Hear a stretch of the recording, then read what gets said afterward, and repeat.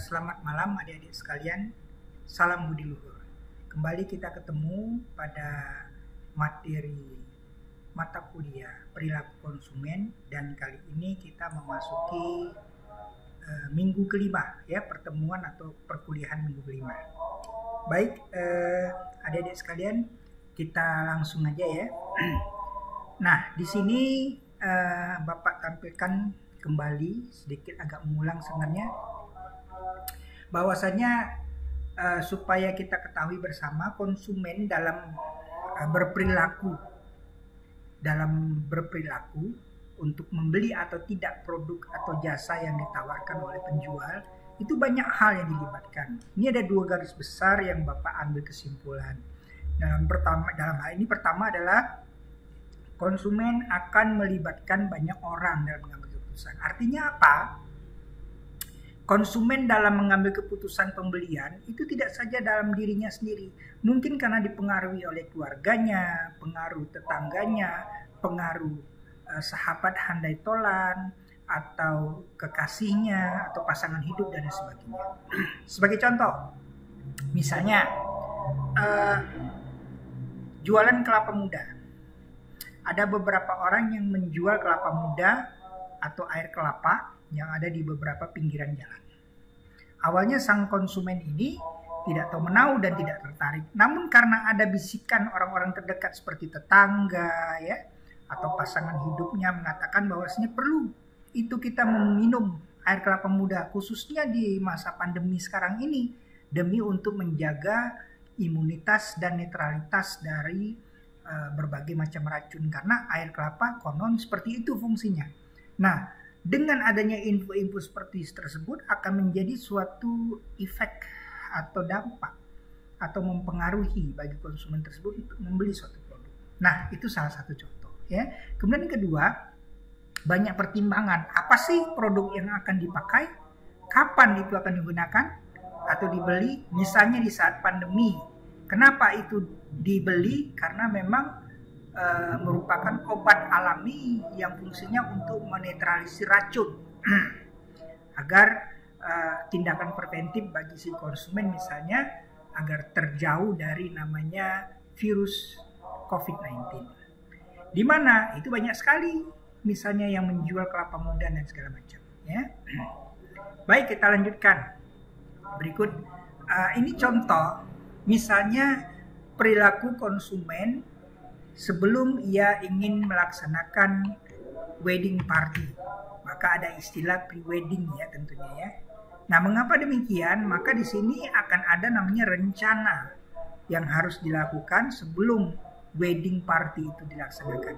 Nah, ini juga merupakan perilaku konsumen menuju kepada keputusan dia untuk melakukan kegiatan pernikahan misalnya ya. Yang pertama misalnya what?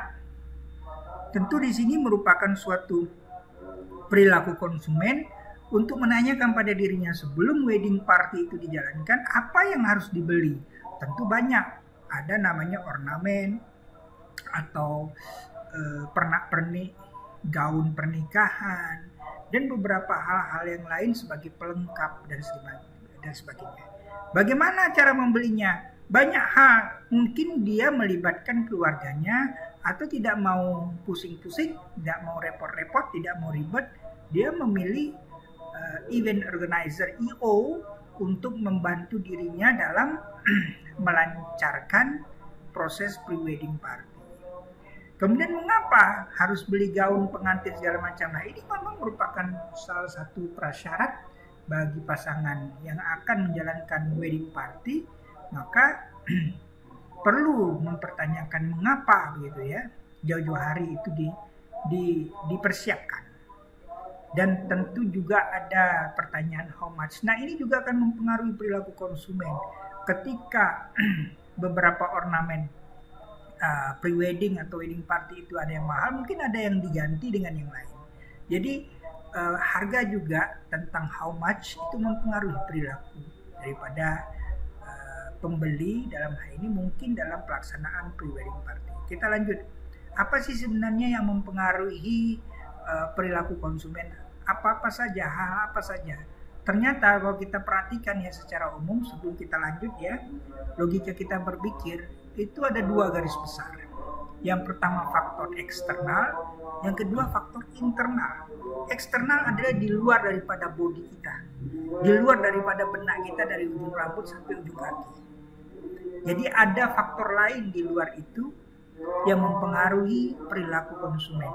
Tapi ada juga yang memang dalam diri kita sendiri, misalnya masalah persepsi, keyakinan, tanggapan pribadi, niat diri kita dan lain sebagainya.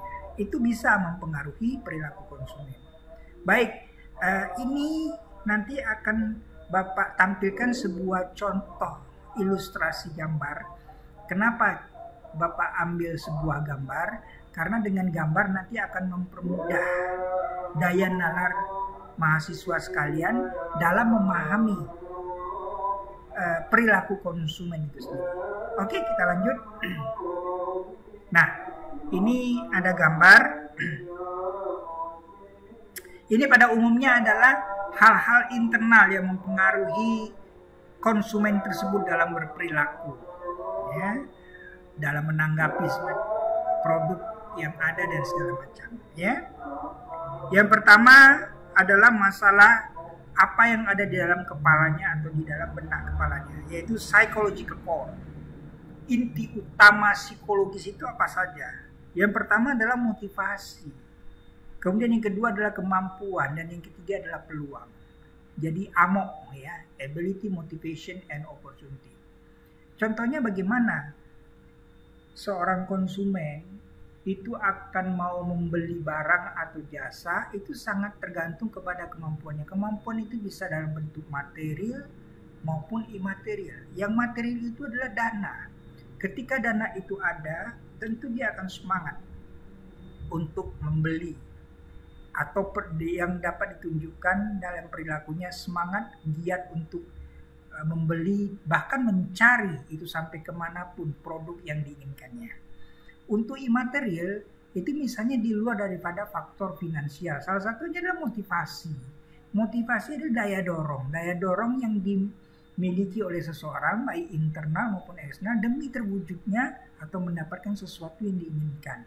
Contoh, sekarang ini adalah situasi pandemi COVID-19, yaitu suatu situasi di mana terjadinya wabah penyakit menular akibat adanya virus COVID-19.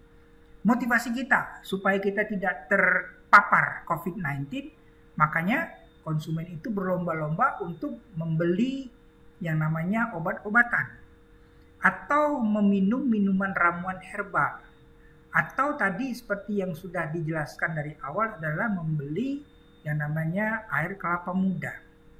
Makanya tak hayal penjualan air kelapa muda, ya, minuman herbal, ya, multivitamin itu di zaman era pandemi ini sangat-sangat laris, sangat banyak diincar oleh konsumen. Yang dapat dibuktikan dengan perilaku konsumen tersebut dari awal pagi, siang, sore, dan malam itu ramai sekali pembelinya. Oke. Kemudian opportunity peluang. Nah, untuk opportunity peluang nanti akan kita lanjutkan pada pertemuan atau perkuliahan kita yang ke-6. Karena waktu memang sudah mepet. Demikian dulu adik-adik sekalian, mahasiswa sekalian, tetap semangat. Jangan lupa dipelajari ulang apa yang sudah kita diskusikan pada malam hari ini. Terima kasih. Wassalamualaikum warahmatullahi wabarakatuh. Salam budi luhur. Selamat malam.